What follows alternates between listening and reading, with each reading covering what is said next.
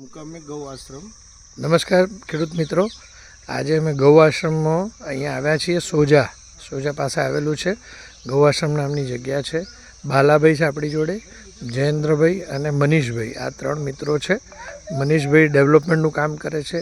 બાલાભાઈ છે પોતે માર્કેટિંગ અને ફિલ્ડનું પણ ધ્યાન રાખે છે. બાલાભાઈ, આ કૂવા જેવું છે, મધુમક્ખી છે, તો મને આ કૂવા વિશે સમજાવશો? શું છે આ? કૂવા નથી, આ બોર છે.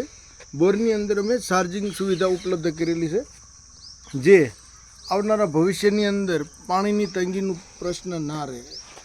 આવું દરેક ખેડૂતને એકચ્યુઅલી હોવું જોઈએ, અને આજે નહીં તો કાલે જરૂર પડશે આની. કઈ રીતે બનાવેલું આજે છે? કુદરત પાસેથી જે પાણી આપણે લઈએ છીએ, અને જે પાણી લઈએ છીએ અને પાણી આપણે યુઝ કરીએ છીએ, એ જ પાણી આપણે એને પાછું આપીએ જમીન ધરતી માતાને. એના માટે આ બોરવેલ છે. જે વરસાદનું પાણી જે આવે, ખેતરનું બધું જ પાણી અહીંયા ભેગું થાય અને 3 લેયરથી એ ફિલ્ટર થઈ અને ચાર્જિંગ બોર દ્વારા ચાર્જિંગ થાય. પાણી જમીનમાં પાછું જતું રહે.